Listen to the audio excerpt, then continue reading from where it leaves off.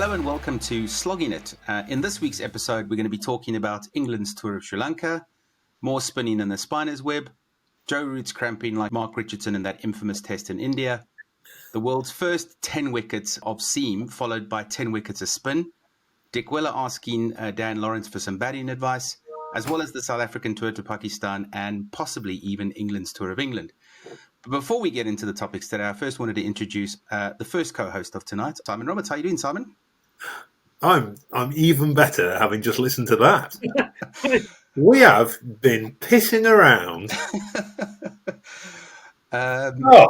Maybe we have, maybe we haven't. But the reason that we maybe haven't heard Johnno's voice introducing, which we normally do, is because our guest tonight is none other than our own Johnno Gordon. How are you doing, Johnno? Evening, gentlemen. Yeah, I'm all right. I'll tell you what, Hughes, I reckon I might find myself out of a job. I was incredibly impressed by that until you said England's tour of England. Did I say that? Did I? Oh, fantastic! I knew I'd do something wrong. There you go. So, Johnno, your job is safe, which is always important. You're in now every week. There's some of our listeners that will have genuinely just had a man accident listening to Eugene do that. We get begged every week. We get begged to hear more from Eugene, and there'll have been an incident somewhere. You absolutely nailed it. Except for England versus England, anyway. So, Johnno, what's it like being on the other side of the table today? You know, being interviewed instead of being the interviewer. Well, I had chicken and salad for dinner with 6 pints of lager, and I've now got 6 of our Big Smoke beers. Thank you again, Big Smoke. To see me through what can only be described as probably a really uncomfortable hour. But no, look, I'm looking forward to it. It will be weird to be asked the questions rather than be asking the questions. But if any part of my story, I guess, can help others, then, why not? Correct. And before we get to that, we are going to cover a little bit about the cricket. And then we'll move on to your interview. And we're going to follow the same format for those that are listening. So it's exactly the same, just with a couple of different voices today. So how did we think England played today? Was this a game that we thought England were going to win when we looked at how things were yesterday? I know, Johnny, you were on commentary with the Guerrilla Cricket guys. What are your thoughts on it first? Really, really proud to be English today, I guess. I think that I was talking about this on comms. I was saying I thought Sri Lanka, Chandimal missed a trick for me, made it far too easy for England to almost win it in ones from being probably 60 away from the target. There was a period where deep backward square leg they were getting one to deep backward square 3-4 times and over. Plug the gap. Like, if they bowl a rank long up and it gets twatted for 4, then fine, but it was a bad ball anyway. And England almost just waltzed to victory. I think that I've forgotten his name. I said it so often today. What's that left arm spinner? I mean, the way he came out and batted, I thought was phenomenal. And then he didn't bowl as probably worst innings with the ball that we've seen him on the entire tour. And I think that he was probably their trump card, and he didn't come off. But Root unlucky, but Butler absolutely fantastic. Along with Sibley, we must say, a lot of people have been calling for him to not play in India, and I think, on that wicket, the runs that he scored today were probably worth double. Well, it's funny you mentioned that wicket. I thought it was probably one of the better cricket wickets that we've seen in Sri Lanka, and I want to go back to the beginning and ask Simon and bring Simon in here to say, the first innings when England bowled, 10 wickets taken by the seamers in the first innings. What a great performance. Yeah, I think I agree with you on that. It's one of the best wickets we've seen in Sri Lanka for as long as I've been watching, to be fair. Although I don't think the groundsmen were getting in too much thanks from their team, but no, like it was proper Test cricket, wasn't it? It was proper day one. The ball's it had a little bit in it for the seamers, not a lot by any stretch of the imagination, but I thought Anderson was just incredible, and Wood, I thought in his first couple of spells, I thought he bowled really well without any luck at all. And then the ball went to reverse. And me and Johnno had a chat about the way he bowled at Chandimal in the spell before the spell he got him out in. And it was, I know we've had one of the best English architects of reverse swing on the podcast recently, Simon Jones, but there was a lot of very a lot of similarities in the way that Wood was bowling, the way he was trying to set the batter up to what we saw Simon Jones do when he was in his prime. And I think at the minute, I mean, people are going to say, like, there was a question about Sibley at the start today, and I agree with Johnno in the captaincy. I thought Chandimal's captaincy was diabolical against Sibley in particular. A guy that's renowned for not having a get out, you give him a get out. They just gave it him, and it was terrible. But he answered a few questions, and I think Mark Wood maybe have answered a few questions in that sort of debate between him and Archer. You'd say Archer's going to play, but he's given him a massive headache now with that spell of bowling in the first innings. Yeah. Emble Denier, isn't it? Or Emble Denier, whatever his name is. Great. And the way, he comes out and whacks 40 at 10 or whatever it was. Do you not think, though, like Sri Lanka in both tests got bowled out for naff in one innings? He actually made their score in the second dig of this test look not even respectable. The rest of them were that bad. I mean, I woke up this morning to go on comms and there was 68 for 6. I couldn't believe my eyes. And I almost think that Sri Lanka will be looking back thinking we've given England that series 2-0 because 2 out of 4 innings, they've absolutely balls it up. It's not to take anything away from England. The captain's been absolutely sensational. To be fair to Sibley, I think once he got to 20, he actually looked like even when they were bowling decent balls at him, they weren't going to get him out. I just think he grew in confidence.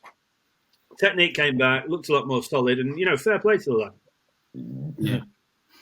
It was interesting that you mentioned that Sri Lanka basically gave 2 innings away. I read a couple of articles and saw it all over Twitter. Is that it almost feels like Sri Lanka lost the series instead of England winning it. I mean, you take Joe Root's 2 big scores out of it, and I know that he's a big player, but did England perform as well as they should have or they could have? Given that it is Sri Lanka. Not saying that they're underperforming, but you look at what South Africa did to them. You maybe take Joe Root's innings out, and then it's sort of an even contest. I don't think the batters did great, other than Joe Root. I think against the Sri Lanka bowling attack that was basically a left-arm spinner, and that's it. Yeah. Joe Root showed people how to play, and yes, he played very well. Bairstow, I thought, played quite well when they were in the mire in the first innings, and again in the first innings when they were 7 for 2 or whatever they were. He's come in and he's shown an amount of application, which, to be fair, he's done in Sri Lanka before. He looks like he's got a plan. He looks like he fits comfortably at 3. So what we decided to do is not pick him for when you go to India, which I understand it's probably completely for non-cricketing reasons, and I completely go with that, and that's fine. Part of me just wishes they'd say that. Like, just come out with it and say, look, at the minute he is our number 3, but we're not picking him because he's been in a bubble since March or whatever. Just say that. Yeah, I was listening to something today where they were saying they think the reason for that the reason that they announced it before this test rather than after this test was because people would say that they were doing it for the wrong reason. So at least they've kind of put their stake in the ground and said, look, these 3 lads are going home. End of. Regardless of how well they play in the next test or whatever, they are not going to play the first 2 tests in India. They've not said why. They've not said why. All that does is lead to people like us trying to think, well, is Johnny Bairstow okay? Has he dealt with it all right? Is Josh Butler all right? Because Johnny Bairstow wasn't in the side. He's not got a central contract. The way that they've done it with Stokes slightly different, obviously, with his dad. Yeah. But Archer having a rest and this and the other. These boys are going to play a huge amount of cricket. When you consider the next IPL, which a lot of them will be going to, then they come home for an English summer, which is now packed because New Zealand have confirmed 2 tests over here. I'm sure the reason for that is because I'm sure Kane Williamson's got on the phone to Joe Root and says, well, look, mate, you prefer us to the Indians and the Australians, and so if you give us a couple of tests to warm us up before the World Test Championship final, then that'll do us a right favour. But then World T20, then they've got the Ashes. A big year in an England shirt this year, just in terms of big matches, but also like a lot of huge workload.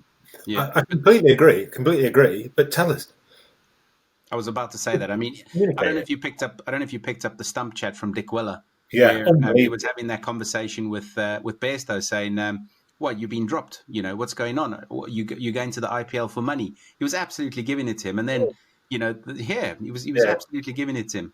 It was brilliant. It was really, really good chat. It was sledging perfectly. It was everything about sledging that sledging should be. Yeah. And what we saw the other week with the Australians and all that kind of stuff, none of that. Just a bloke having a laugh and chatting. At no stage was he offensive. At no stage was he like, he was just like all stuff that you, me, and the world have read. And he can sit there and go, right, I'm just going to throw this at him. And he did it with a smile on his face, laughing the joke. Asked Joe Root for a bat. Like, did he? Yeah. Said to Johnny Bairstow, you're just in it for the cash. Like, what are England paying you for these two games? Like, all this kind of stuff. Yeah. Like, it was exactly what I think sledging should be about. I love that when Dan Lawrence came in and he basically said, "Boys, we're in trouble here. This is their best player of a spin. We're in trouble." And then halfway through the conversation, he walks up to him and says, I need some advice. Can you help me get better, please?" He's basically asking him for advice. Yeah. It's just absolutely quality. To be fair, I think Dan Lawrence has done all right. I'm not sure whether he'll retain his place if people like Pope are fit. To go back to Bairstow for a minute, though, I think his innings this morning changed it. That six that went into a bucket of whitewash. Did you see it? And they had to change the line marking paint. But I think the way he counter-attacked, he came in. He's obviously watched Root. He batted a lot with Root in the first test. A lot of hard sweeps, but I thought Bairstow played really, really nicely. Dan Lawrence, as I say, I think has done himself favours. Butler, fair play to him, 2 really mature innings. Dom Best batted really well in the first dig to support the captain. So I think there are positives to come out of the series for England. Joe Root obviously takes the plaudits. I think we need to... The spinners maybe perhaps didn't... Yeah, I know, look, they've got wickets. 10 in the second dig. They both got a fifer in the first match as well. But I think if everybody looks at it, they'll go, they didn't look like world-class spinners. Well, it's interesting you say that. I saw a stat today that Joe Leach has taken Jack Leach. Why did I call him Joe there for some reason? Joe was slugging it. Big Friday, big night. That's why. Yeah, that's why. But the comment was that he's now taken the most amount of wickets as a spinner in Sri Lanka, that from an England point of view. So surely he's doing something well. He's nowhere toured as many times as the other spinners that have gone over there. So from my perspective, he's done really well. I agree, but also I was listening when I was watching Sky the other day. They were saying that these lads go out there a lot more now than they used to. So their training camps, right? Well, but Michael Atherton, I think, said he's toured Sri Lanka once in his entire international career, whereas Jack Leach has played there twice. He's played 2 Test series there in the space of 3 years. So I think the calendar has not to take anything away from Jack Leach. Since Headingley, he will be England's favourite spinning sunglasses bespectacled man ever. But I think the calendar would have helped that. So. Yeah, absolutely. What did I know Joe Root's batting? This is more a question for you, Huge. What did you think to his captaincy? I'll be honest, and I didn't really see much. He was very proactive, put it that way.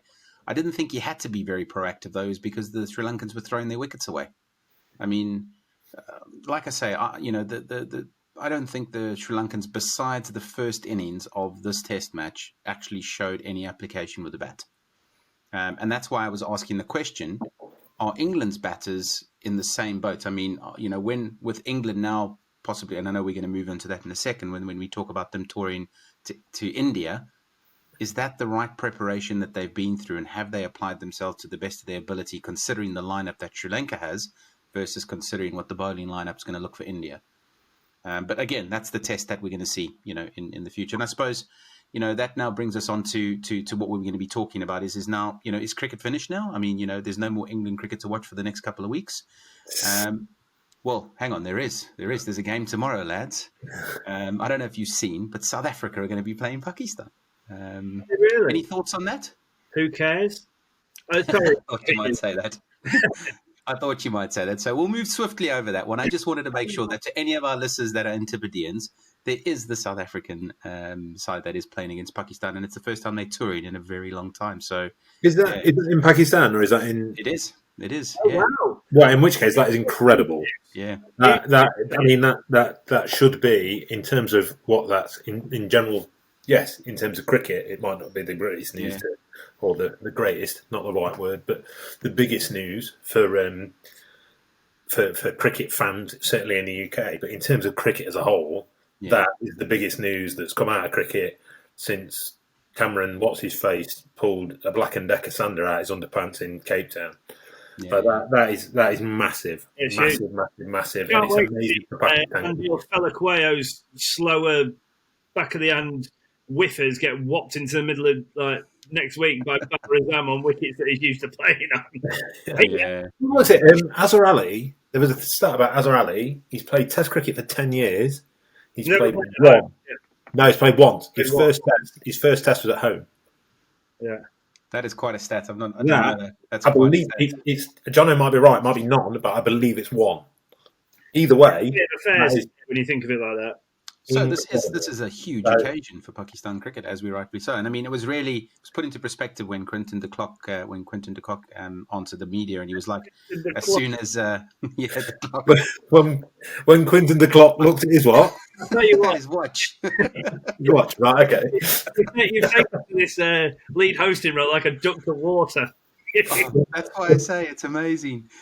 When Quinton de Kock got off the plane, the first thing he said was the amount of security that was around him made them feel much better, just to make sure that, everything was good from that point of view. So, yeah, that's obviously good news. Moving swiftly onto the prospects that England are going to have when they tour India. What are you guys' thoughts on it? Too far away? We're not taking the right side? What's your thoughts? Depends on who's fit for India. I think the batting lineup is phenomenal. They've got Kohli to come back. Shubman Gill, as a youngster, looked amazing. Rohit Sharma, quality player across all formats. We know that. Jadeja will be a massive miss. Originally, it was 2 tests, then it was 4 tests, and now they reckon that he had an operation, so he might be available for the latter half of the series. Ravi Ashwin, Pujara, Rahane. You just look at that entire thing. You'd say that you would have punched holes in the bowling attack that was playing in Australia, but they just beat Australia in Australia. Yeah. So, Siraj, Nanamatullah or whatever his name, there's the left armour, and there's the other right armour. They're a proper outfit. And we were talking the other night, weren't we, about these guys are cutting their teeth in the IPL. Yeah. So you don't get time to watch. They're not playing at the Count Chelmsford in front of 45 people on a wet Wednesday in March. These are playing in front of 120,000 people, and that's how they learn their trade. So Test cricket doesn't faze these boys. They're in, and they're just ready to hit the ground running. Whereas it might take others from other areas of the world slightly longer. So I reckon India you've got to start fearing them again. I think India are going to be right at the top for or up near the top for a long time. Yeah, totally agree. Simon, any thoughts from you on that? I don't think there's a better 11 in world cricket than India. Which 11? Because well, whichever one they choose to pick. It's in terms of 11 players, India have got the better. But we've just been through the batting order. Shreyas Iyer, Priti Patel, not Priti Patel. She's an actress. Prativ Patel, the opening batter that smashed it ever in the IPL. He's retired. I might have that wrong. But Pretty Shaw. Sorry, Pretty Shaw. That's it. Yeah, I was going to say Patel retired. Yeah. He got 1,000 in a game as a kid, didn't he? Well played. Yeah. But yeah, they can't get in. They could pick any out of probably 20 players. Well, you look at their B team. I wrote a list down the other day when we were going to talk about the Big Smoke thing of players that were injured. There are 7 players injured out of that last test. And those 7 players would walk into any team in the world. Yeah. They bowled Australia out twice without their 5 best seamers. Yeah. There is no. There are better players. Don't get me wrong. There's a Pat Cummins will get into India's team.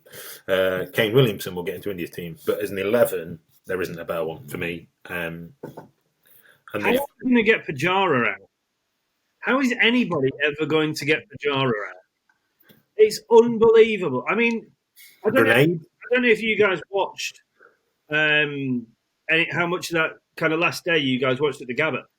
Like, he wore it and wore it and wore it and wore it and just went, keep coming, chaps, because I'm not going anywhere. And like when he was out, his second ball with the second new ball, Cummins trapped him LBW.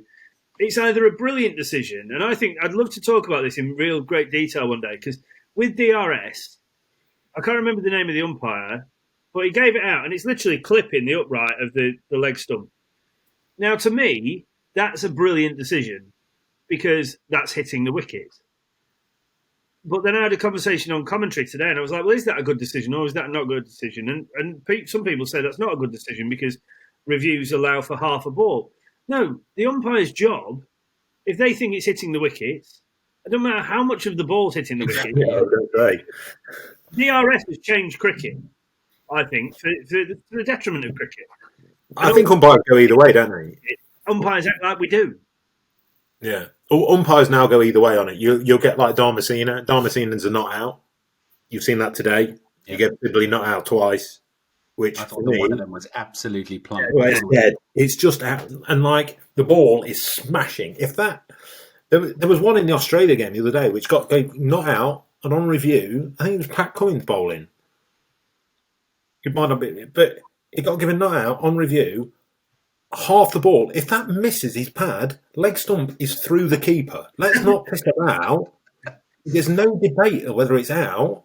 There was another one today. Sibley got one, went back, hit him on the knee roll. Like Sri Lankans went mad.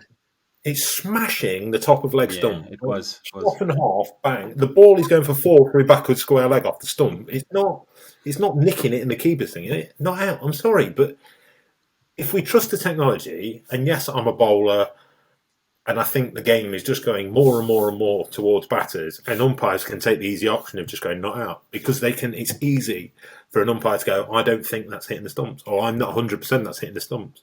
Yeah. And when you see it on review, you'll see it and go, right, 98% of the ball smashing into the stumps, but that 2%'s not. So he's like, sorry, that's just put one stump in then. Just have one stump that's 4-inch wide in the middle and go, right, fine, we'll go with that. It definitely sounds like we need to have a conversation on this another topic in more detail. However, what we do need to do is we do need to say thank you to a couple of people, specifically our partners. We'd like to thank Big Smoke for their continued sponsorship and making sure that we watered and we continue to try and entertain you with some of the chat that we have. How many are you on now, Johnno? Are you on number 4? No, still the first one, mate. Don't you worry. I'm on the first one. Good man. We'd also like to thank our charity partners, the Lord's Taverners. And as always, please text TAVS11 to 70331 to give young people a sporting chance. Please make sure that you're over the age of 16 and you do have the bill payer's permission. What we're now going to do is take a short break, and you're going to hear a note from our partners, the Lord's Taverners. And after that, you'll hear the voice of Johnno Gordon. The Lord's Taverners is the UK's leading youth cricket and disability sports charity. We break down barriers and empower disadvantaged and disabled young people to fulfil their potential and build life skills. Our cricket programmes support some of the most marginalised and at-risk young people in the UK, using sport and recreation to build links and encouraging groups to play sport together. We tackle issues such as knife crime, unemployment, radicalisation and also isolation, something we are all feeling right now. Last year, our programmes impacted the lives of more than 12,000 young people, and with your support will help even more in the future. Find out more and make a donation at lordstaverners.org and help us to continue our life-changing work. Thank you. Thank you to our charity partners, the Lord's Taverners, for their continued support. As you can hear, my voice is full of laughter because Johnno makes this look very, very easy, and it's difficult being on this side of the table. And as you can probably hear with the clock and a number of the other errors that we've made tonight, this is going swimmingly well.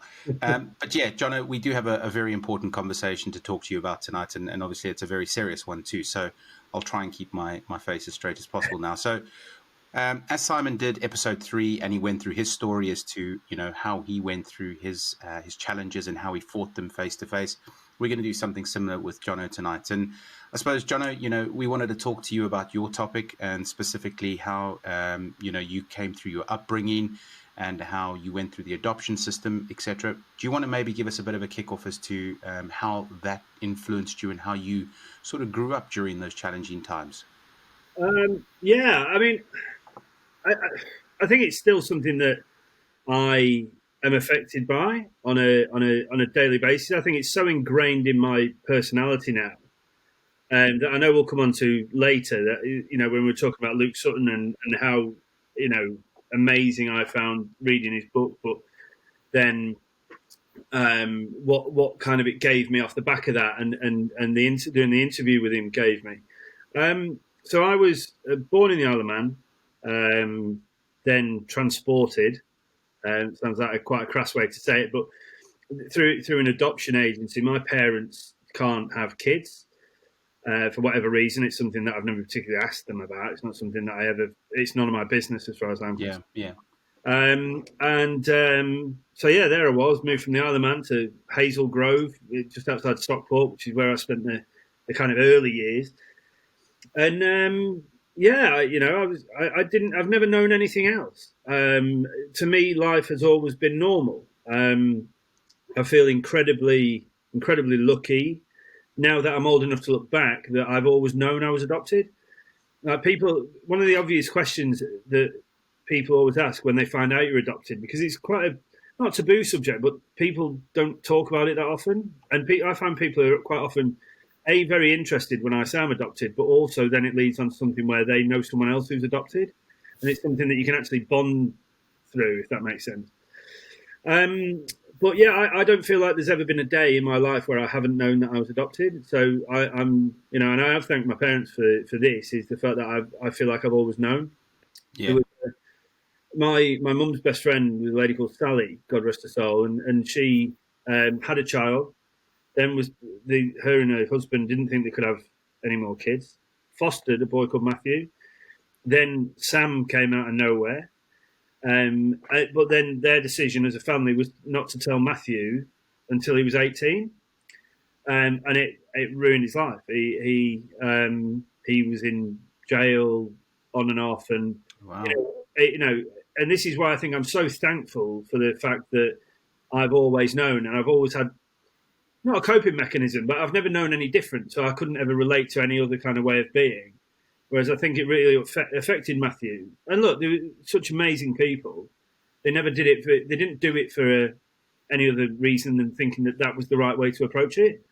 But yeah, I mean, it's had a terrible effect on him, and it's a shame to see where his life's. It's sad, but at the same time, it's good that you knew. And I suppose with you knowing and obviously finding out at an early age, you must have done a little bit of research into how that adoption sort of works. Did you ever delve into some of it to understand? Was it an easy process? Do you know much about it or not? Not really. And I'll be completely honest, I don't care. I have zero interest in finding out who my birth parents are. Like, my parents are my parents. Yeah. My younger brother is also adopted. He's not. Of course, he is my brother, but he's not my brother by blood, if that makes sense. But yeah, like, as a family, we're so tight. I mean, look, I've put my parents through absolute hell at times, and probably used the adoption as a bit of a stick to beat them with when as a teenager or whatever. But you will never find two more supportive people of everything and anything that I've ever wanted to do. And we talk about it now quite a lot and whatever. It's still a bit of a weird subject, but they are my parents. That is it. They are Jamie's parents. That is it. There's no, and so we'll be eternally grateful for that. It doesn't work out. I've had a real positive experience. The way I view my adoption is that I have no idea what would have happened to me. If I'd have stayed with my birth parents, and you hear horror stories about stuff that happens to the kids left in that unfortunate situation. Yeah, it's not I just see my life. I don't see myself as any different to Simon or yourself or whatever. Like, you know, this is my situation. It's my brother's situation. It's the Gordon situation, as it were. And as a family, we've, you know, I turned 38 last week, and I think I've turned out all right. So they've done a reasonable job, I guess. No, a lot of people would argue with that last statement. We're very quiet, John. No. You're. Obviously, knowing you, Aldi, you've got a great way of dealing with. Obviously, you've always been quite open about the fact. Sort of me, since knowing you and Lisa, you've always been very open with the fact that the fact you have been adopted and that type of thing. But you've got one of the best ways of dealing with the question of where are you from. That I've sort of I know. So do you want to tell us a bit about one, why you do it, and two, what it is? I mean, people often challenge me about, like, you know, where are you from then? Well, I don't fucking know. Have a pop, have a guess. Literally, that is how much I know. Literally, short-sighted naff all. Like, and that's also how much I care. It is like it bears no resemblance on my life, and the people that happen to be my parents and my birth parents have no real marking on my life other than, you know, coming together and here I am, I guess. Like, there's that nature over nurture thing. Me, my brother and I, and anybody else who's in our situation, it is 100% nurture. And those people who, for whatever reason, can't have kids, whether that's biological or whatever, they decide, those, you know, gay couples or whatever, choosing to take on children, all power to you. Like, I just think it's an incredible thing, because you are taking on something that is potentially a ticking time bomb. Because when do you tell them? How do you tell them? And then to, you know, when making a decision to adopt a child, you've got to also weigh that up and actually know that you've got to go through that process. I mean, I've had people say I'm anything from Afghani to Albanian to Portuguese to Brazilian to Pakistani. I mean, I said something last week, didn't I, about my mate who sends me a photo of Inzamam ul Haq on my birthday every week, every year. And do you know what? I don't care whether I'm Italian or Israeli. Do you know what? The way that the world is now, I've always just viewed myself as Johnno or Johnny. Everyone used to call me Johnny when I was younger, but now Johnno. Right? And as far as I want people to view me the way I view other people. And if you're a decent, honest, kind of decent human, the rest of it doesn't matter. Like, I really, really don't care. I've always trusted people 100%, and I will run with that. But then give me a reason not to trust you, and then I'm done. And then it's a very, very, very tough wall to kind of climb over to start winning my trust back. And I think that's my own preferred way of being. Like, these people who make it hard for you to get to know them and stuff. Like, you're only upsetting yourself by worrying about stuff like that. Like, if people want to be like that, let them be like that. You know, life's too short. Yeah, I can remember when we were doing my episode, and like you said to me, like, when I was talking about the fact that I went from the cricketer Simon Roberts to Simon Roberts and whatever, you always said, no, to me you've always just been Si or Robbo, and I think that's a brilliant way of looking at things. But so, like I say, we've known each other for a few years now and whatnot. So you've spoken to me certainly about growing up in a predominantly white area, being non-white. Obviously, not knowing quite how non-white or whatever, but being quite clearly non-white is sort of how you describe yourself. Like, can you give us some examples of what it was like growing up in that situation? And secondly, if you think that was racism, poor education, or something we spoke to Matt about last week, which is like unconscious bias. Like, So it's funny, like, you know, when you have to fill a questionnaire out and it says what's your ethnicity, I've always really, really struggled with that. Because I see myself as white English, because that is my background. That's how I've been brought up. I am so English in my outlook and whatever. And it's funny how Matt was saying, you just become in your mannerisms and the way you go about things. And, see someone throwing chewing gum on the floor, and I'm like, "Oh, right, you can't do that. That's terribly, that's just not cricket." Or it's a very English way of being. But also, you have bad things about being grown up as someone like that, stiff upper lip and hating the French and that kind of stereotypical thing. But yeah, growing up, there's something, and I think about this all the time, and why I let it bother me, I don't know, and I just wish, and there's a very funny story about it. I must have been about 7 or 8. I know at primary school, a lot of white kids. There was another kid. There was a kid called Thomas Marrow at my school, and he was Italian. And his dad, I just thought was the coolest guy ever. Like this Italian guy, Italian accent, absolute legend of a bloke. And then, he was in our group, and I always kind of associated myself because he was obviously olive skinned. And I was like, and I went through a stage when I got a bit older, or even through that age. Where are you from? Oh, I'm Italian. I have no fucking idea whether I'm Italian or whether I'm anything else. But because Thomas Marrow, who I grew up with from being 6 to 16 or whatever it was Italian, and I thought, well, I kind of look a little bit like him. I found myself throughout a lot of time when I was younger, and probably I don't know, until you come out your teens or your young adolescent or whatever, latching onto that. I was never ashamed of being adopted, but that was always just an easy thing for me to say to kind of shut people up, because people would kind of go, well, it could be, and so they just leave it. Whereas now I'm a lot more open about it and happy to talk about it. Then I was just like, deflect. Oh, I'm Italian. Where from? And I've been on holiday to Lake Garda, Sarlo on Lake Garda, because then you've got an answer to a secondary question. Then people will leave you alone. Yeah. But there was another guy. There was another kid. I'm not going to mention his name, but kind of playground bully. Dad was a bit of a prick. Stories going around, his dad was a knobhead, thought he was the local kind of big dick. I went round to his house. I was quite friendly with his son. Same form, same school age and all that. I went round to his house one day, and his dad opened the door. And remember, I'm 7 maybe at this time.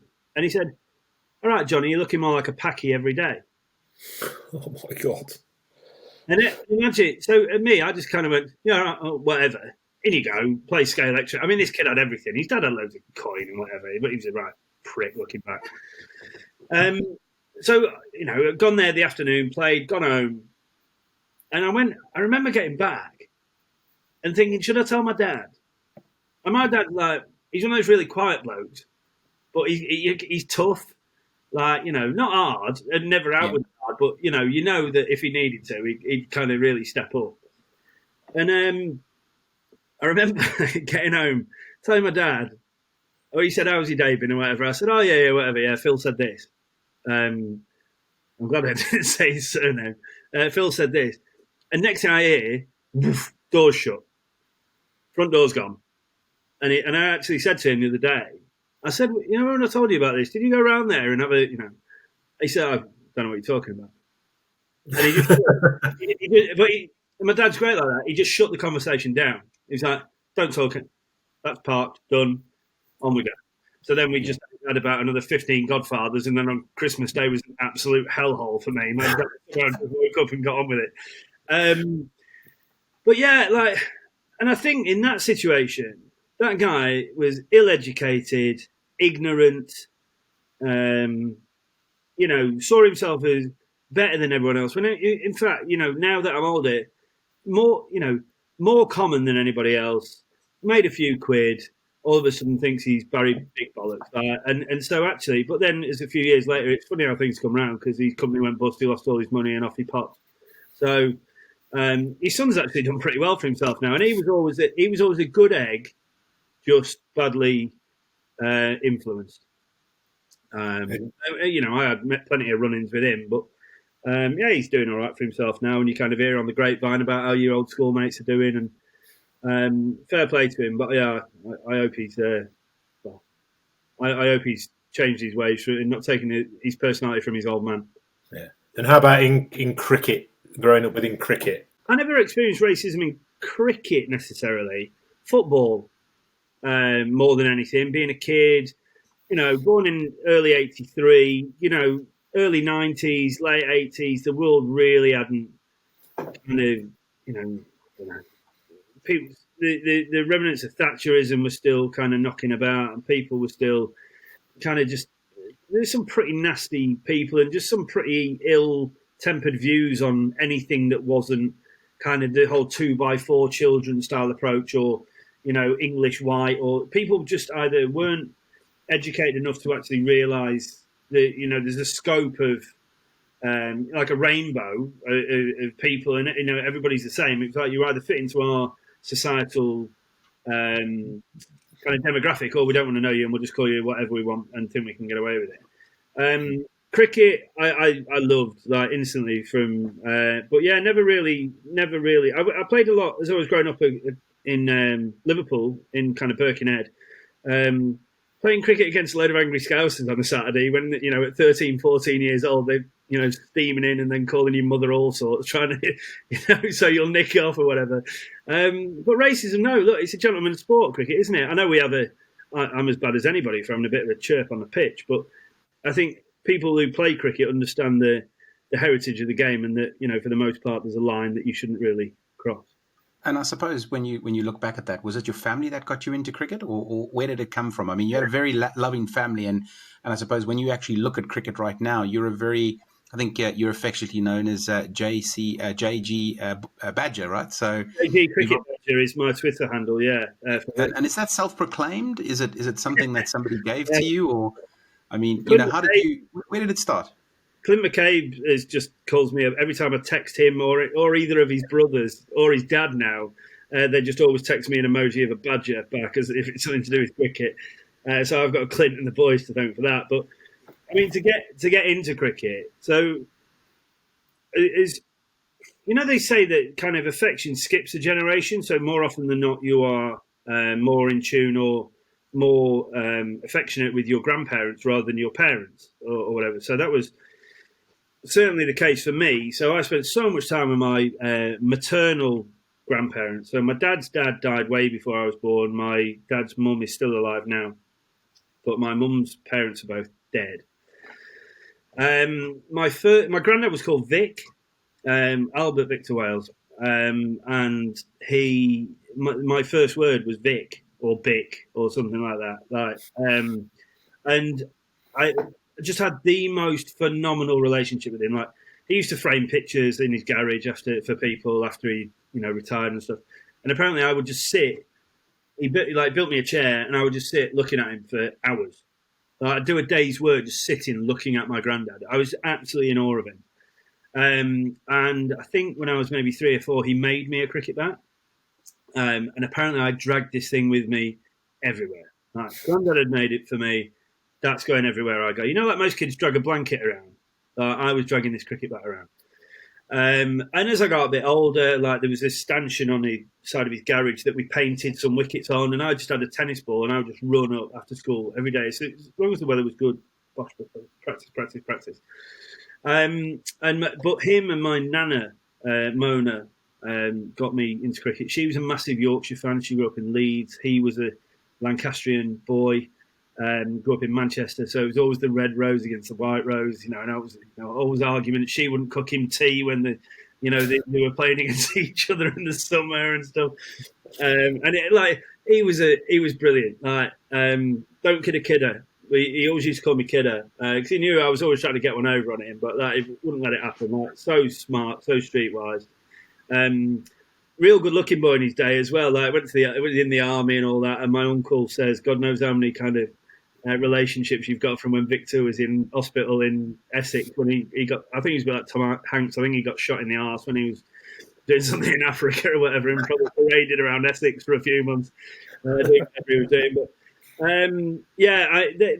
they made me fall in love with cricket. Like, we used to go on family holidays, and apparently I'd have a bat and a ball, and I'd find a game of cricket, and I would just stand there with a bat and with a ball, not say anything, like on the imaginary boundary when we used to go caravanning holidays, until they would invite me to play. And then I would either be batting or bowling. Like, the people whose game it was, don't give a shit. Johnny's here and he's getting involved. I just instantly fell in love with the game and everything about it, and that has never never waned for me. Never left you, yeah.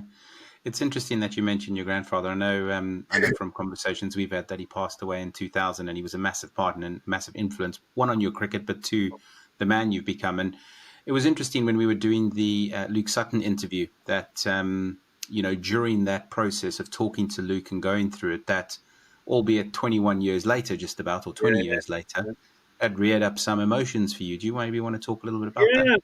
I mean, I found the whole experience of getting to know Luke. Funnily enough, I was on the phone to him last week about something.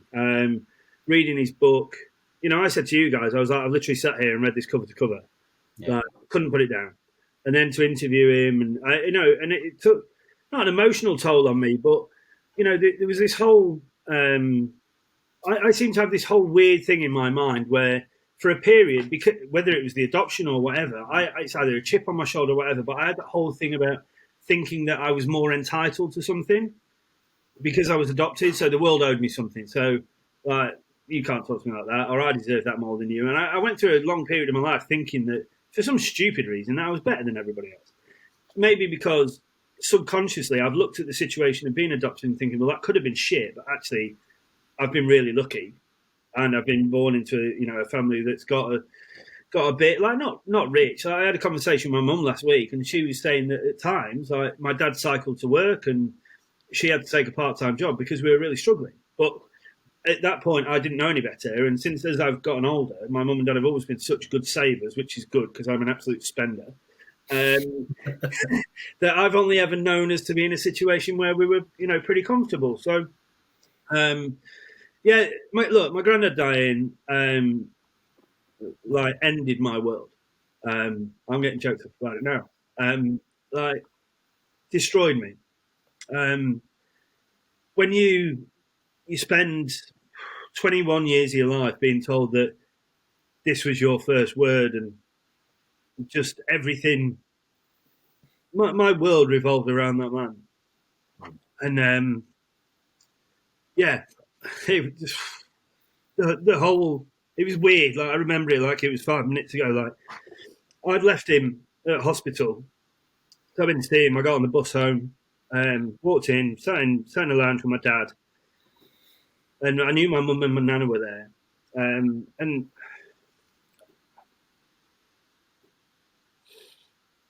take your time, bud. My mum and my nana were there. But he sent them away and asked me to feed him. And at the time, I didn't realise. But that was his last meal. Wow. So I then, and at the time, I didn't realise him sending them away. I then go home, get back to my dad, and I've been home maybe 10 minutes. And we're sat and we're watching some shit on telly. It wasn't a soap that night because obviously my mum wasn't there, so it kind of been Emmerdale or Coronation Street, EastEnders. And the phone rang. And so I was in the lounge with my dad. There was a phone in the lounge, but there was also a phone in the hall. And my dad and I looked at each other, and my dad got up and went and answered the phone in the hall. I followed him and put my head around the door, and he looked at me. And then I blacked out for about an hour. I can't remember what happened. And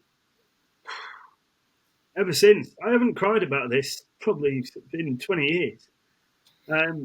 But yeah, I mean, it's, you just put something in a corner and you try not to deal with it. And I was 38 last week.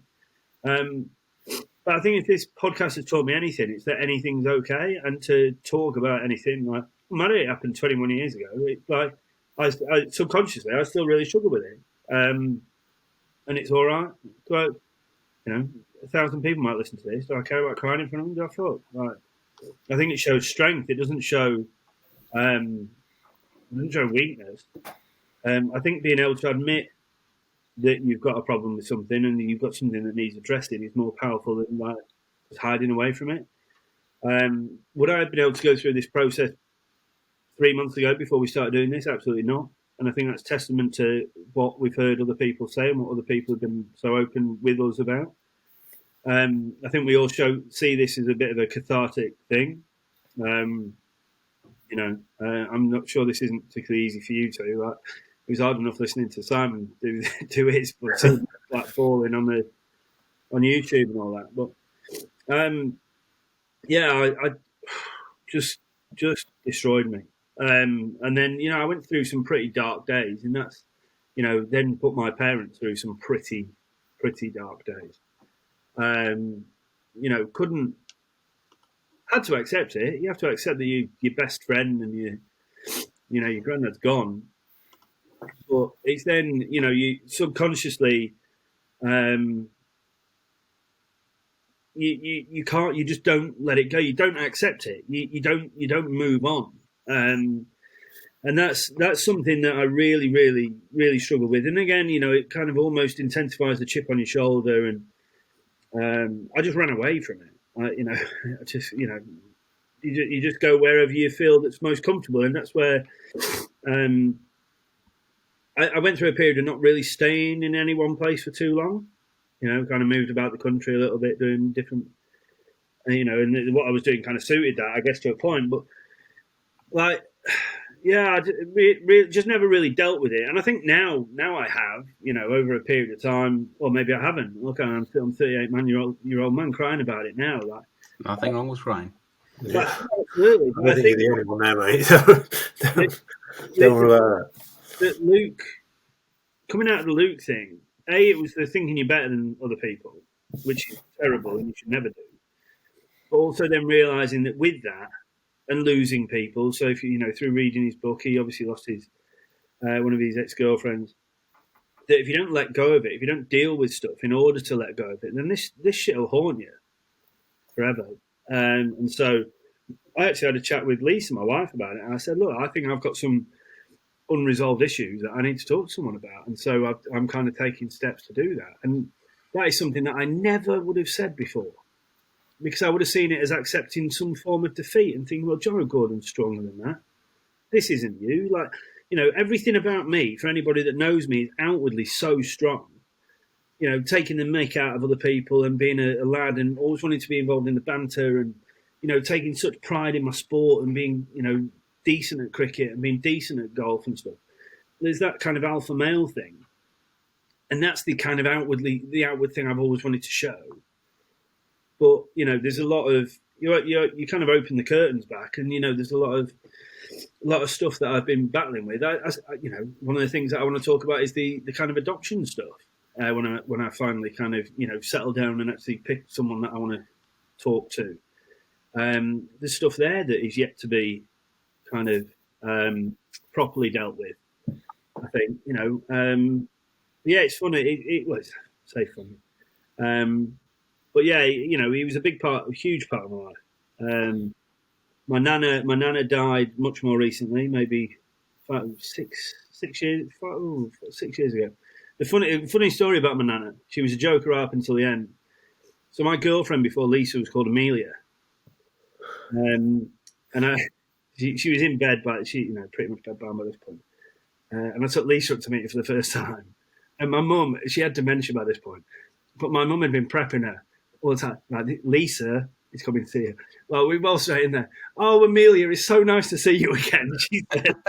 And you used to obviously know Lisa well, and she didn't know what to do, but she, proper trooper, she got through it and what have you. But yeah, look, so incredibly lucky to have had those two people in my life, and I'll be eternally grateful for that. Yeah, family's massively important, and I'm glad that you shared that story because they are the people that mold us. I mean, your grandparents had a huge effect on you, and specifically by the sounds of things, your cricketing prowess. And I suppose if you didn't walk around the field with a cricket bat, you wouldn't have been able to uproot my off stump last year. So kind of you to say that, you, especially someone with an international average nearing 50. Long time ago. I do keep reminding you about it as well. I've never heard this story. I thought I'd bring it up before you did. That's why I'm learning.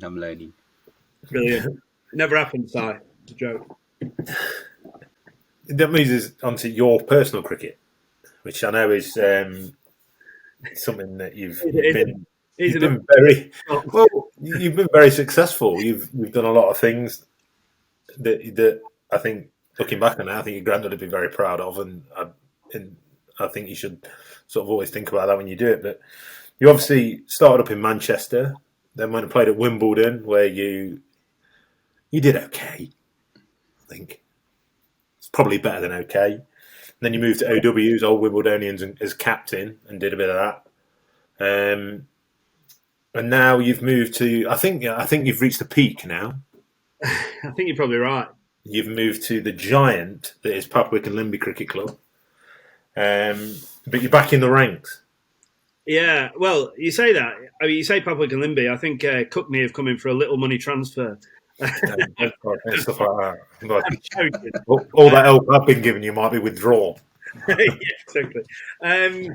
Yeah, I mean, look, as I say, I have been an absolute cricket nut ever since, for as long as I can remember. I don't remember any part of my life without cricket. I've just always loved it. Like, I remember I went to watch West Indies at Old Trafford with my dad once, and he bought me a corky. That's what we used to call them when we were younger, a corky. And cost him a £5. He was like, right, look after that.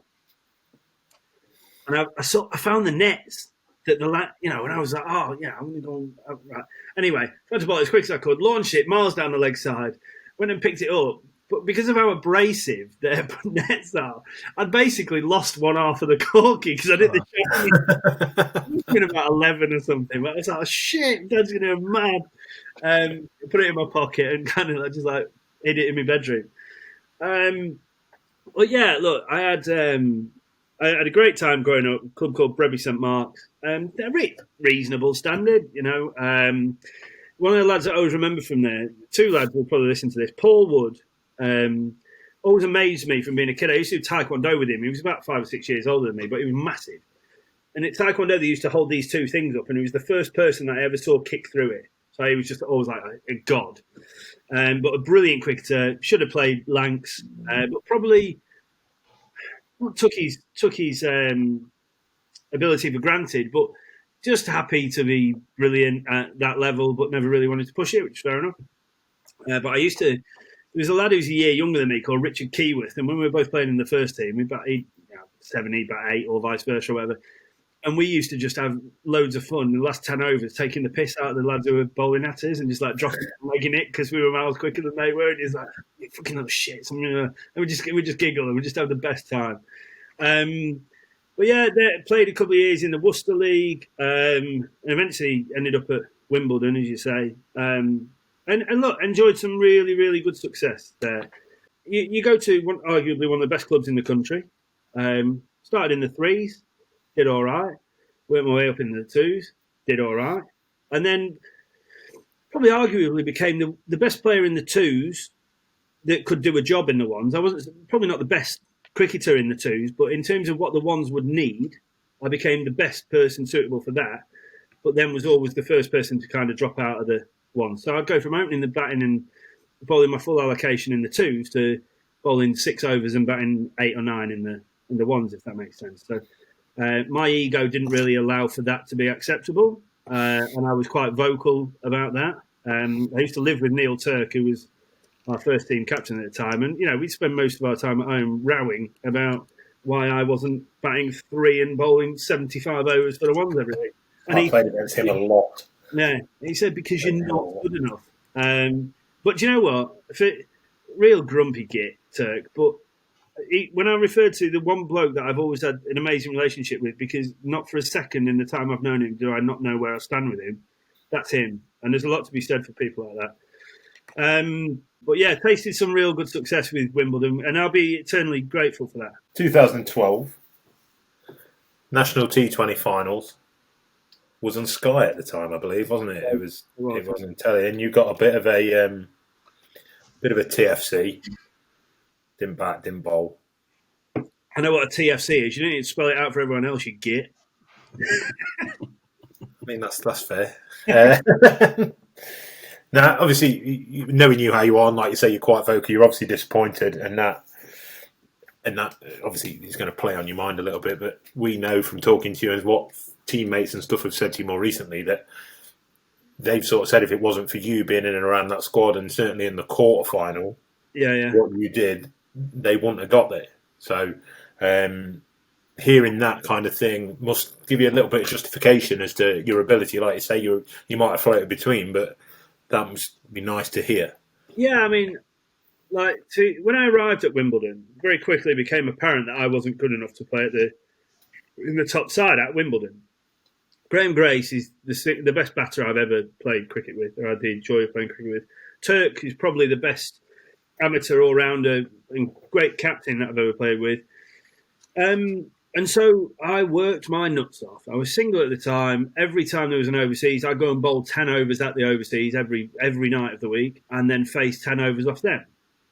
So, this is a first-team overseas player, and I was making the effort to train with them and whatever. And anyway, I get myself into the ones. T20. I had a wedding before the day before the quarterfinals. We were due to play Bristol Cricket Club on a Sunday morning. Saturday, it was the hottest day ever in Brighton. My mate Tim Jarvis's wedding. Didn't drink all day. Didn't have a drop. Drove back up to London that night. Slept in my own bed. 8 o'clock, I'm on the bus to Bristol the following day. I'm in the 11. Out we go, and we're getting hand everywhere. Just nothing's working for whatever it was. Bit dewy. It's kind of getting towards September. It's late August, bit of dew about. And Turk throws me the ball 12th over. Not. Look, he had faith in what I could do, but basically went, look, no one else can fucking get it to work, so have a go, Chief. Anyway, I bowled the spell of my life really at that level. When you think about we're at that point, we're in the last 8 teams in the country. Got 3 for 15 off me 4. Obviously then bowling at the death. So the 18th over was my last. We then go on to knock them off. Because at that point we're probably looking like we're chasing 200 and we're probably out of it. Next thing you know, we bowled them out for 140 or whatever, and it's changed the game. We win. Great trip back. Edgbaston, I didn't expect to play. I had a look. I walked out to the middle and had a look.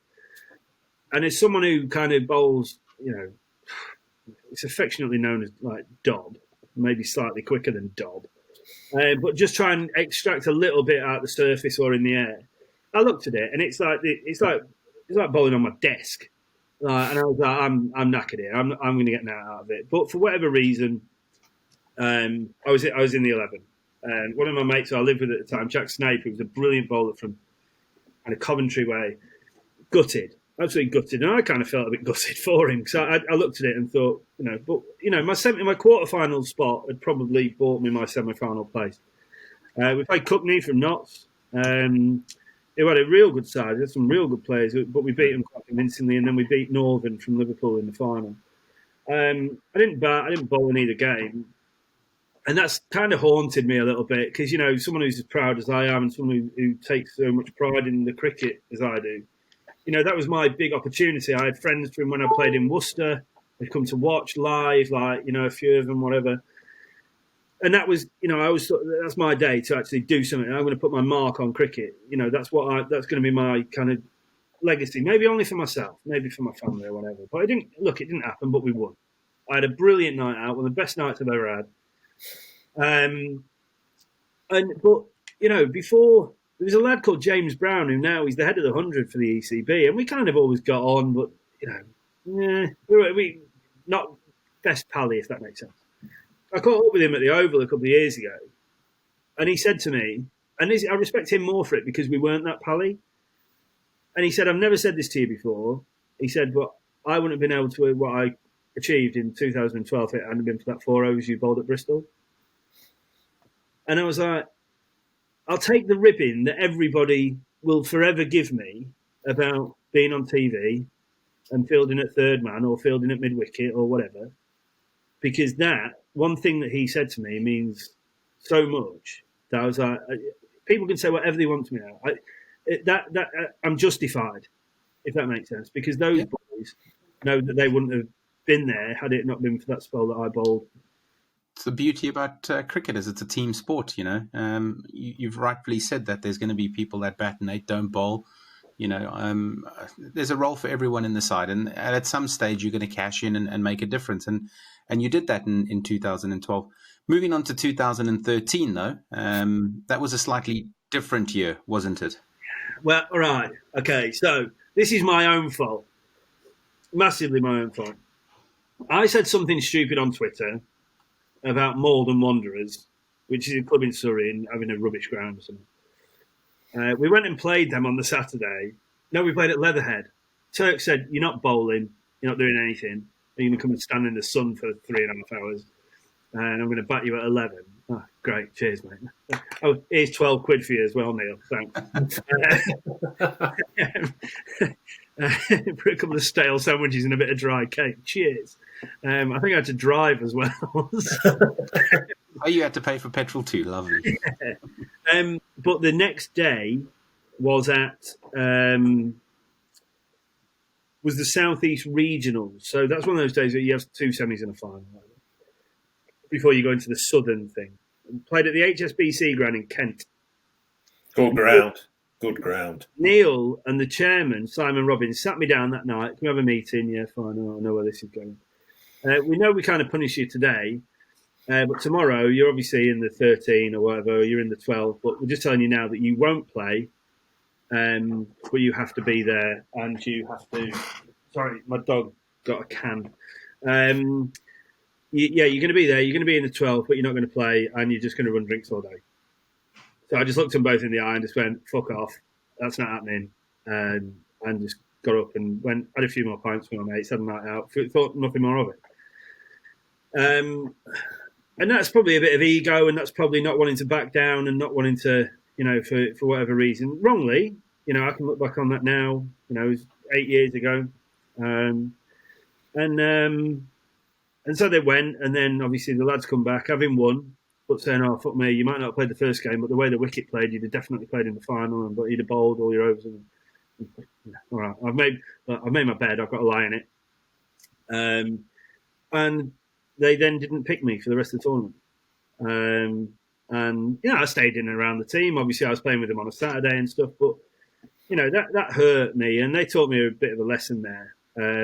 Although we went to the Oval, and it was a brilliant day. Because I got to see Bob Willis, who was an absolute gent of a bloke, eat his first ever Nando's, and to watch a 70-year-old eat macho peas without cutlery is one of the funniest things I've ever seen in my life. Him and Charles Colville just turning the air blue.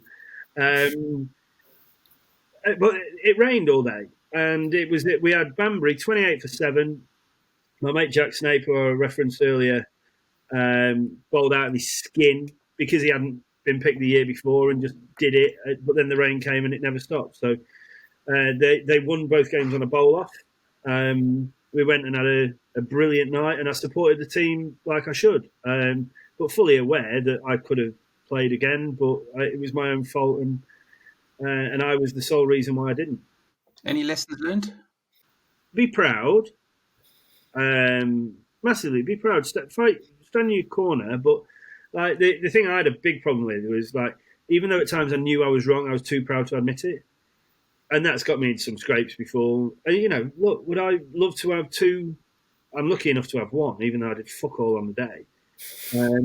One national title winners trophy. I'd have loved 2, but it's my own fault that stopped me from arguably, managing to achieve that. But never. I'm saying stand up for yourself, but just don't write as many stupid things on social media as I did when I was a bit younger. So, Johnno, we played at the same club, believe it or not. I don't know if anyone else is aware of that. I played for Old Wimbledonians, I think, from about 2010 to 2014 before joining Twickenham. Actually, 2010 to 2013, then joined Twickenham in 2014. But you took over and skippered Old Wimbledonians for many years. I think from, I want to say, 2016 to 2020. Yeah, I having left Wimbledon, I mean, that's another story. I had a fallout with the secretary. We're now great friends again, but it caused me to leave the club at the time. Again, my own fault. There's a pattern emerging, isn't there, around that time? Yeah, so there was a guy called Ali Jaffer who played at Wimbledon and then played at Banstead and then went to be first team captain at OWs and invited me to go and play. Went down for a year. Ali lasted a year as a skipper, and then I showed an interest in taking over. And I think my competitive spirit, the lads backed me, and I had 5 years as captain.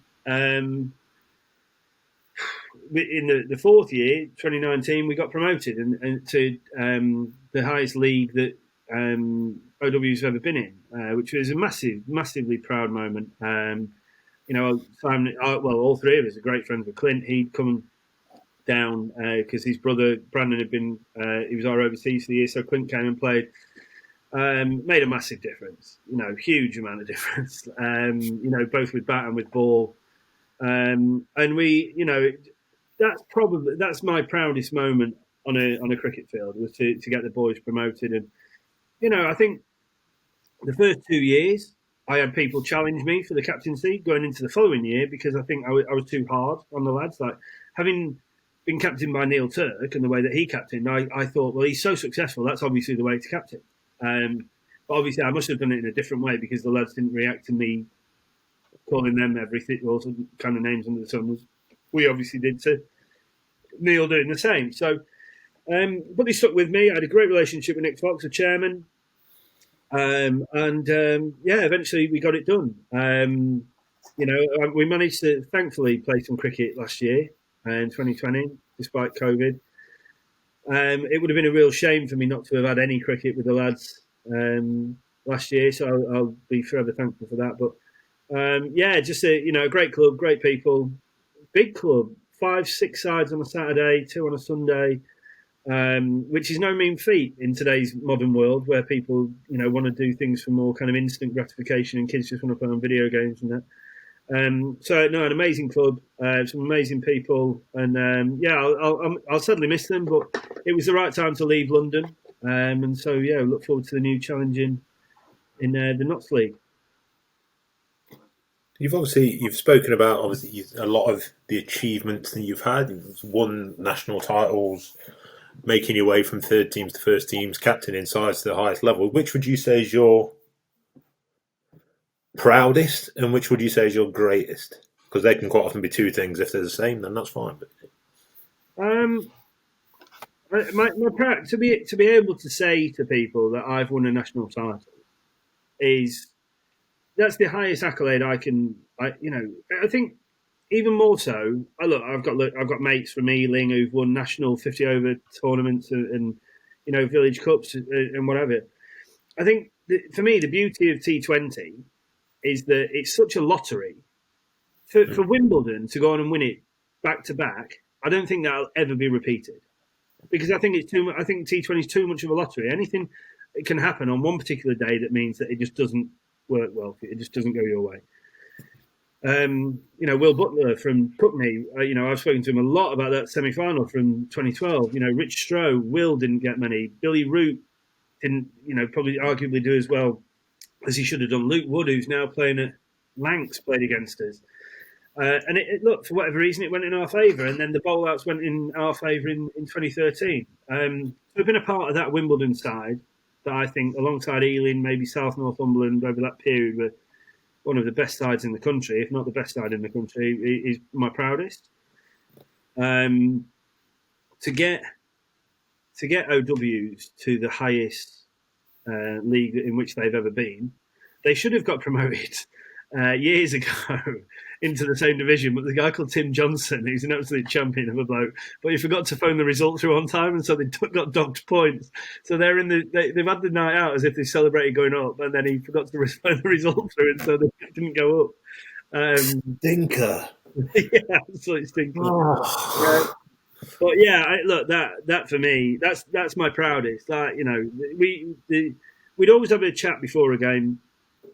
We'd always have a chat after the game, and the day that we won it at home, and we're in the team huddle afterwards, and I cried, not because of what it didn't mean more to me than any of the other lads, other than the fact as captain for 5 years I'd put a hell of a lot of work in, but I knew what it meant to the club, and so it's like an outpouring of emotion, isn't it? And so, yeah, to have won a league as a first team captain, not many. Well, there's a lot of people can say that, but a lot of first team captains have never won a league. So that to be able to tick that off the list of things that you'd want to do is a nice thing. It is weird when you're a captain into that kind of responsibility that you've got to almost I can remember, I'm fortunate enough to have played in some sides that have done around a captain couple, but I can remember one game when we needed to win the league. There was one part in the game where it wasn't going great, and you just think, I will do anything. There was nothing off the table at this point. And then when it comes through, I once walked about 40 laps of Attenborough Cricket Club while we were chasing 150. I mean, that's a cricket superstition, but it seems to mean more. You feel responsible, not only to your players, but to every first team captain, dead or alive, that's gone before you, every chairman, everybody who's spilled any kind of blood, sweat, and tears for that club, as first team captain. And, Oggy will be the same for Pap, our club now.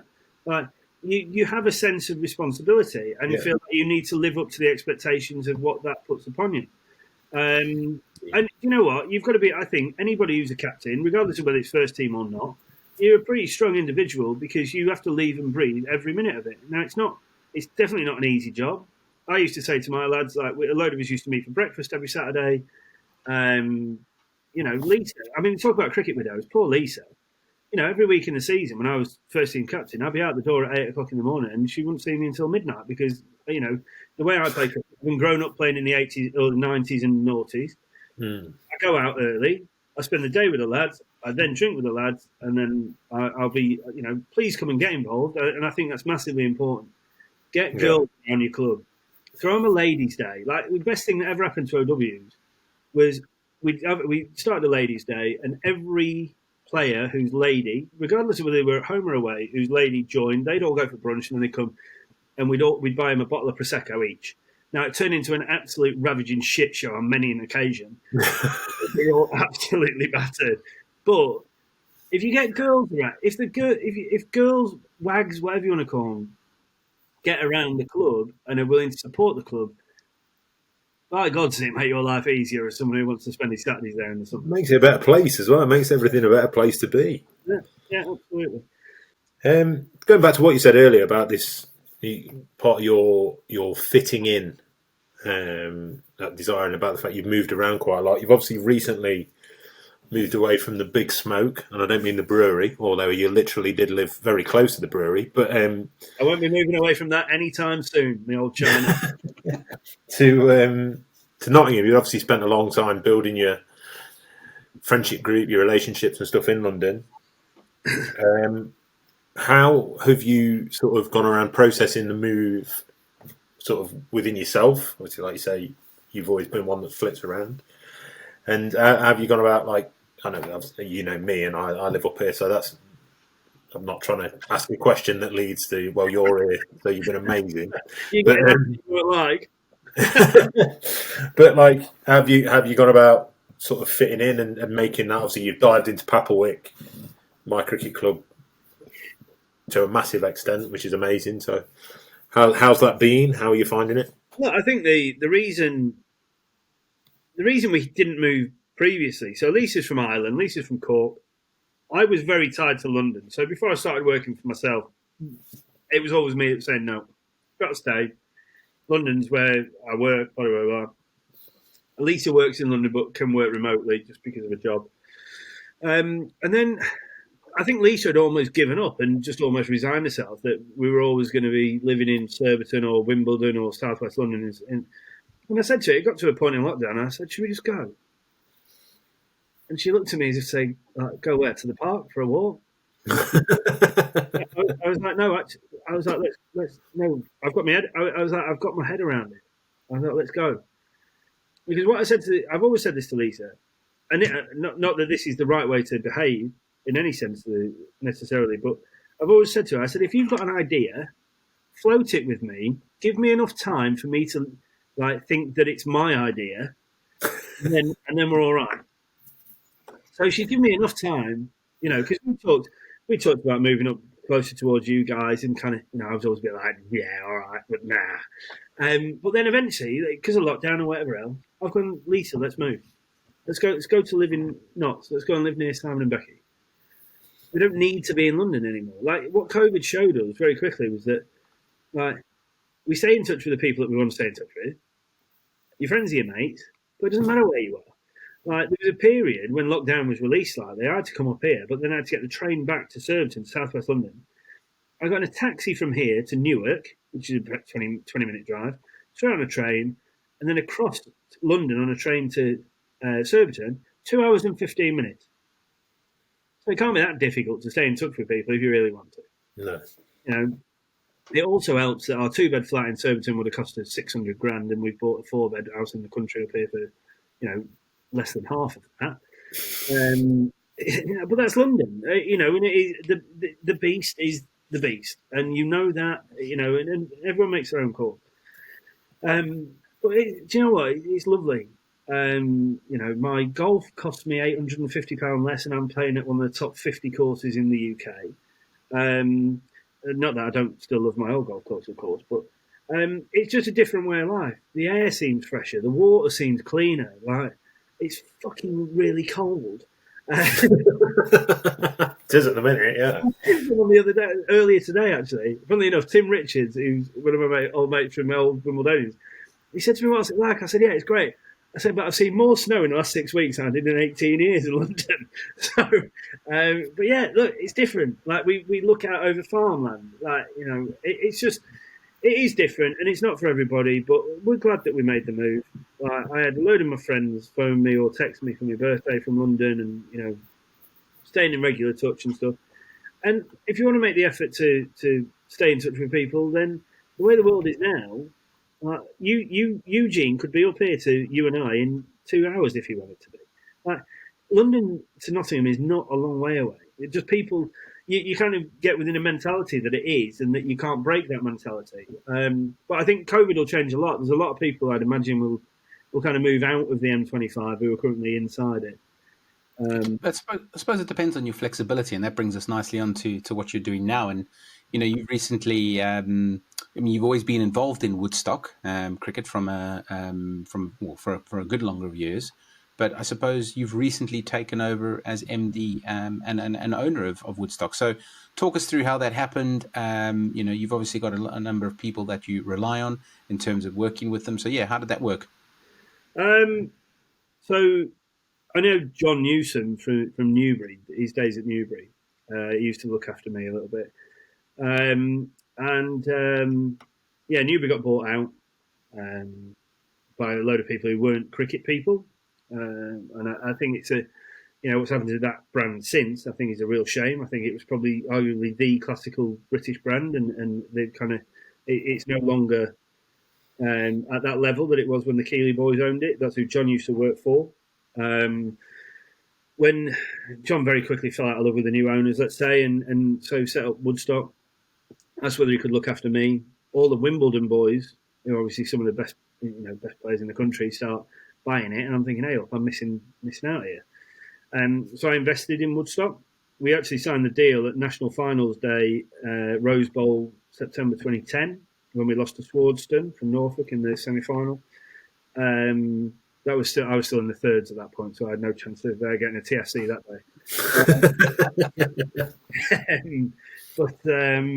It allowed me a number of different things. Going back to what we said earlier, my parents will openly tell either of you two, or anybody, no matter what I was going through after my granddad passing and in that period where I kind of went AWOL for a bit, the one thing that they always knew I'd be back for on a Saturday was cricket.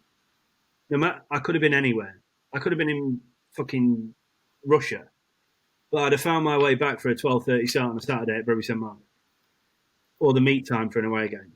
And that is my relationship with cricket. That is how much I love it. That they always knew, no matter where I was, if they hadn't seen me for 5 or 6 days and thought I was in some drug den, which incidentally I never would have been.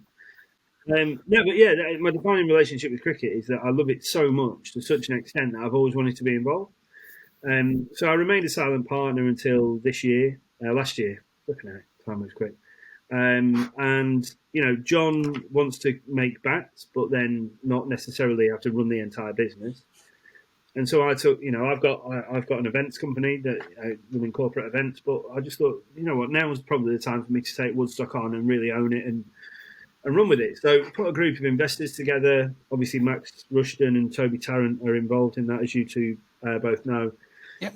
And so it's just time to take a kind of sleeping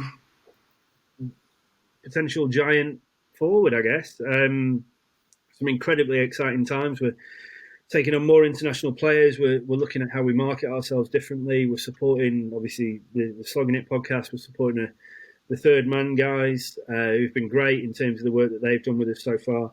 And just supporting grassroots cricket. We're doing a lot with the the armed forces, the police, the NHS, the fire service and stuff. And for us, it's all about being ethical. I completely disagree with the amount that people are charging for bats these days. I think it's disgusting, to be quite honest. But if people with high overheads and whatever probably need to charge that amount to kind of justify their own business, but it doesn't mean it doesn't mean their bats are no better than ours. Arguably, based on results in gear tests, ours are better than theirs, but ours are a third of the price in some cases, not in all cases. But yeah, look, I just love cricket. I can't, Lisa will tell you I love cricket more than she does. I'm not sure I do. I do. But no, of course I don't. That's a joke. But we've just found a new home that we've moved into. We've moved into up at Cookney Cricket Club, which gives us a centralised location for the country. And it's the first time that people will be able to come and visit us and pick up bats and stuff. Before, we've always been a direct-to-seller, bespoke made. And I think that's probably hurt us previously because, there's a lot of cricketers who prefer to pick up a bat before they purchase it. So we've kind of changed our direction that way as well. We try to do things the right way, look after cricketers, not burn them too big a hole in their pocket. It's exciting times. I wake up excited every day. I get to talk to people about cricket all day. It's the most important thing. As long as it keeps you happy and Lisa happy, that is the most important thing. New pairs of Converse, you mean? Yeah, exactly. Hey, and look, you've chosen. They delivery some of them recently. Tried to hide them from me, didn't you? Most importantly, though, you've chosen the right marketing platform in Slogging It to promote the Woodstock brand. So, talking a little bit about Slogging It, we asked Simon this question, so it's only right that we ask you this. What is your expectations from Slogging It, and where do you want it to go? We kind of had a bit of a chat off air, didn't we? Like, because Simon was busted for a wee and he didn't want to ween his big glass like the rest of us do. And we were saying that, I didn't cry when I spoke about my parents at my wedding, and I really expected to cry doing that because obviously you talk about adoption and the kind of emotionality of it, and whatever, and I didn't cry. And I've always wondered whether that was a bad thing. But then in preparation for this, because I kind of knew that you'd ask about my granddad and stuff, and I didn't expect to cry, and I did. I kind of didn't lose it, but I was visibly upset by it. And I think that is because having done this now for almost 3 months or however long we've been doing it,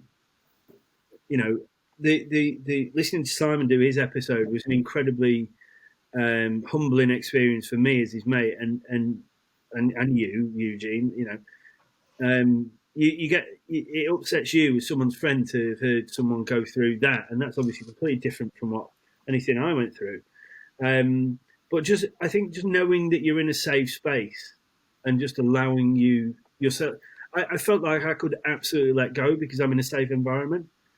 Now, I know that I'm directly looking at and talking to you two, but what I've also come to realise through the messages that we've had, through everybody that's come across Slogging It and listened to it, and will continue to listen to it, is that you can't say anything that's wrong. Yeah? You float anything that's a problem. Talk about anything that's been a problem. There is zero judgment. All any of us want to do as a network, I'm not sure how we're going to be able to connect the network that we can't see, I think that's something that we'd love to be able to do eventually, allow people to talk to each other. But at no point did I feel self-conscious about what I was going through for that period when I was talking about it earlier. And that's incredibly important. And that I feel empowered through that, through being able to, be so open with you guys, but also not be ashamed of the fact that, this goes onto the internet now in the form of a podcast. Everybody in the world could, in theory, should they want to, listen to that. And I'm not ashamed by that.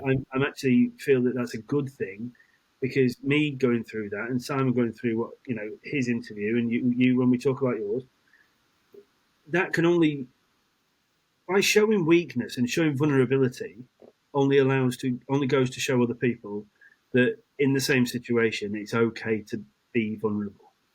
It's not about showing ultimate strength at all times. And the people that do that, more often than not, other people see through it. We've all got friends who are always trying to be the macho guy and trying to, one-upmanship on all of their mates and that. Like, look, if that's how you get your kicks, that's cool. But we all see through it. There's some, and if there are bits and pieces that you have yet to address, or you're unable to address for whatever reason at this minute, one day you will be able to address them, and that's all we want to do, is to say to people it's okay to address those issues. Okay to be vulnerable. It's okay to cry in front of your mates. It's okay to be 38 and cry. No one cares. People just want to know that you're all right. Absolutely. Yeah. Johnno, it's been an absolute pleasure talking to you, and thank you for sharing your story. It's been it's been different this time because normally you're the one that's asking the questions, and for you to share your story so openly and so publicly as it will be, I think it's a sign of strength. To your point, it's okay not to be okay, but really, really thankful. I don't see it as a story. It's weird. I kind of thought about this before we came on, and we've obviously talked about doing this for a while. It's not. I don't know how I expected it to be or whatever. Like I don't see it as Johnno's story. Like I really want this to, slogging it as a whole. I mean, not tonight. Just to allow people to go, do you know what? If I am struggling, I can talk to anybody. I'm going to talk to a friend. I'm going to pick up the phone. Like the three of us had a conversation today that we can't talk about just yet, but hopefully we will be able to in the near future. Yeah. And there are so many different outlets for people to just go, do you know what? I'm having a fucking rough time here, and I am going to reach out, and I do need someone to talk to. And the three of us have always said, look, get in touch on Twitter, Instagram, Facebook, whatever. Reach out. Like, one of our Woodstock pros I was on the phone to today and was texting the other night, who opened up to me about the fact that they're having a really tough time of it mentally. And that's why I've now got a bit more of an understanding of like bubble fatigue and, what's it like to be a professional athlete when things perhaps aren't going your way. Yeah. And it's, do you know what? It's okay. Like, and then and do you know what? More importantly, if someone asks you to listen, just listen. Don't talk. Don't put in. Looking back, one of my biggest faults was if someone asked me to listen, I'd listen for about 5 seconds and then decide to give them my opinion on it. Wrong. Completely the wrong way to be. Listen, take it in, think about it properly, and then if you haven't got anything constructive to say, don't say anything.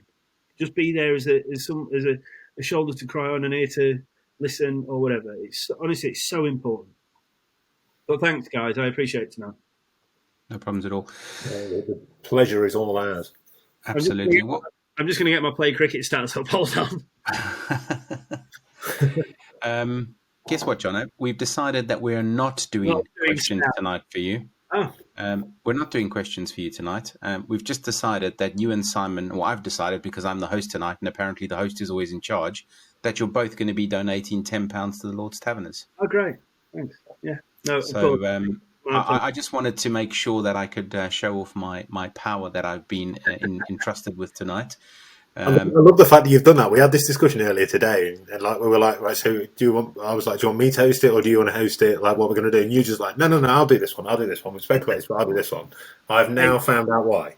Now you understand. Robbo, there's a very easy way for us to get him back because he's the last to do it. So he has to pay his and ours for his episode. So that's trying Brilliant. Yeah. What we'll do now is we'll hear a short message from our sponsors, Woodstock, and after that we will talk a little bit more about what's happening in the coming weeks.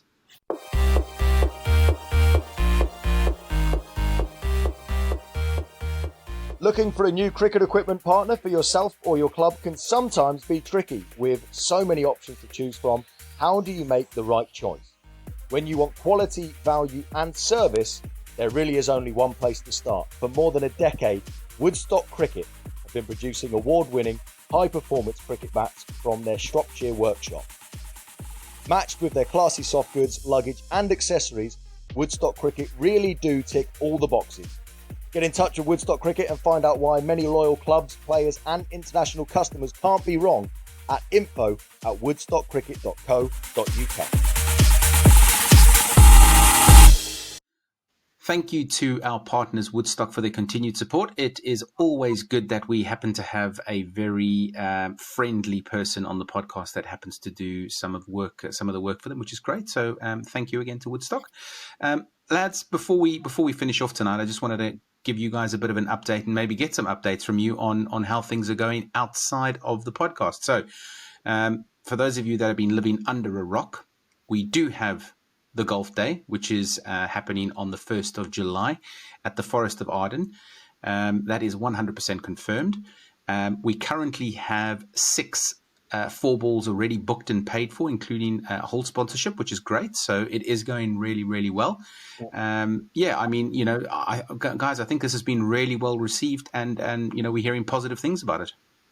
Yeah, massively. I think we've got a headline sponsor hoping to confirm this week. Yep.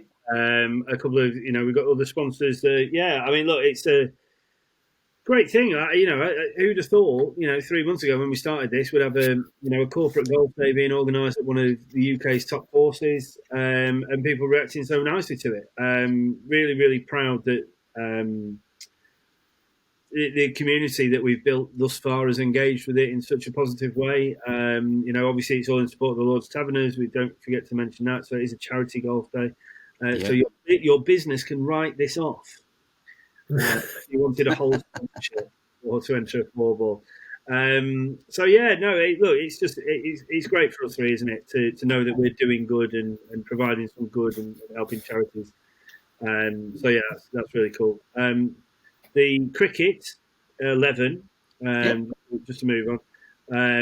So obviously we've got the game confirmed against the fire service, which is going to be at Tick Hill in South Yorkshire, and that's Bank Holiday Sunday in August.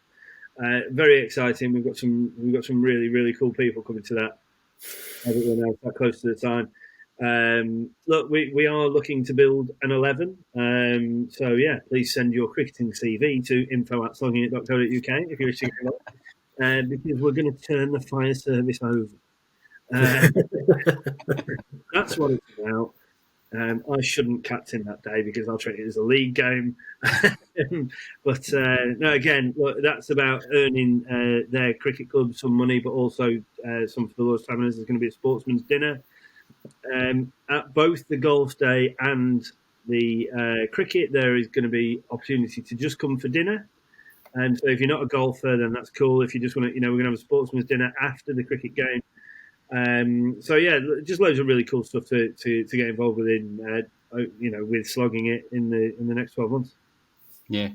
We've also got Pitch Vision, which has signed on for both the cricket and the golf day, actually. So, specifically one of the nice pieces of technology that I think we're going to be doing is streaming the game for the fire service. But not only that, we're also going to be able to commentate on it, which is going to be interesting. So I suppose to some degree, we'll almost have a Slogging It Live chat while we're on it. And it's going to be... We're going to do Slogging It Live from both the dinners as well at the golf day and the cricket as well, aren't we? So, so we've got a lot of plans, which is great. And like you said a little bit earlier, Johnno, it's all in support of the Lord's Taverners. So, I think that's something that people definitely want to support. 100%. Let's hope so. So info@sloggingit.co.uk if you want to get absolutely. Before we sign off, guys, Any last thoughts? Any highlight from this week, Simon? Anything good gone in the past week? Well, I think obviously there's been a lot of cricket going off, and that's been from an English point of view very good. From an Australian point, equally as good. Oh no, sorry, not as good. I didn't mean that. Looking forward to that series coming up, South Africa and Pakistan. That is. I think that's massive. That for me outdoes anything that goes with any kind of win or loss from a cricketing point of view. From this week's interview point of view, Johnno, massive amount of kudos to you, mate. That was incredible to hear you speak like that and open up like that. And yeah, I think the points that we're trying to get across with what we do here is just talk about stuff. It doesn't matter who you talk to, as long as you're talking to somebody. And like I said, hopefully we can't talk about it too much. Hopefully in the next few weeks we'll be able to point you in some better directions than three numpties that used to play cricket to talk about your mental health. Hopefully we might have some PhDs on board and a bit of that involved. So, but yeah, like for me, it doesn't matter what it is, whether it's a personal issue, a bereavement, a financial issue, a gambling issue, or whatever it might be, or something that you've got something eating you up inside. Get your gob open, get talking to people about it. Sorry, and let's all work together to get as many people as we can through everything that people are going through. Thanks, Si. And John, any final thoughts from you? Yeah, I hope I get rid of this red eye by next week. Yeah,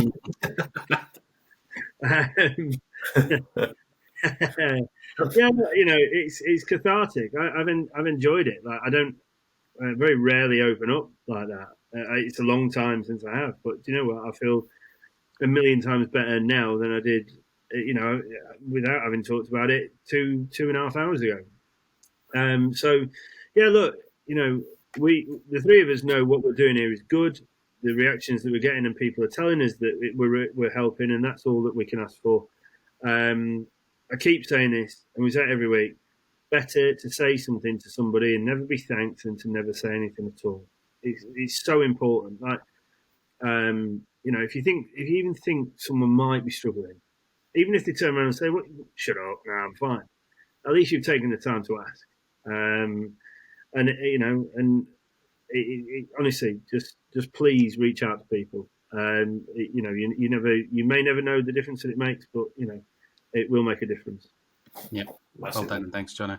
And then finally from me, I can guarantee you this is not, I'm not going to quit my day job to take up hosting of podcasts, lads. It was fun doing this tonight. And Twitter poll is on its way. Oh, steady. I've cried once tonight already. I don't need a landslide victory for huge. I mean, that's just going to... Next week, we have Johnno talking about his disappointment of being sacked from slogging it. On that note, lads, it's been great chatting as always. Have a great evening, and we'll catch up with you next week. Take care, guys. Take care, guys.